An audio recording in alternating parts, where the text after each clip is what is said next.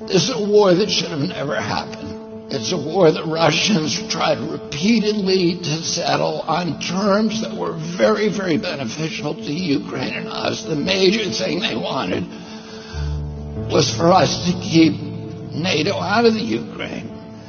The big military contractors want to add new countries to NATO all the time. Why?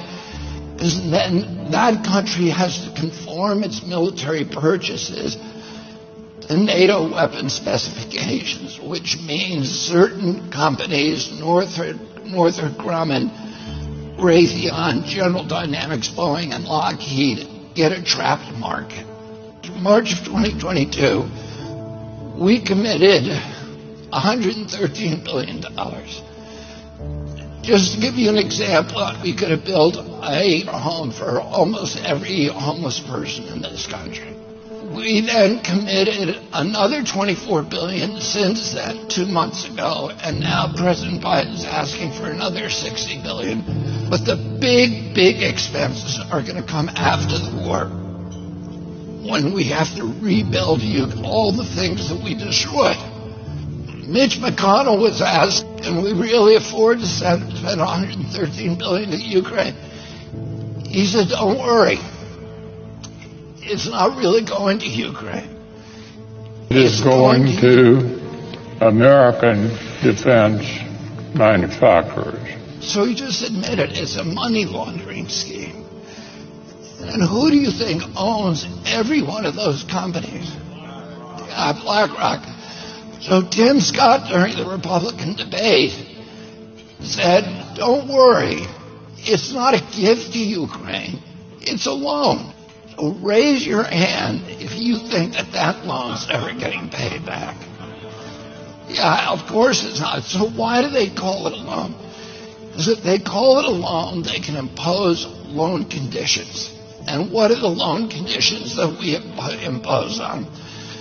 Number one, an extreme austerity program, so that if you're poor in Ukraine, you're going to be poor forever. Number two, most important, Ukraine has to put all of its government-owned assets up for sale to multinational corporations, including all of its agricultural land, the biggest single asset in Europe. In Ukraine, there's been 1,000 years of war fought over that land. It's the richest farmland in the world. It's the breadbasket of Europe.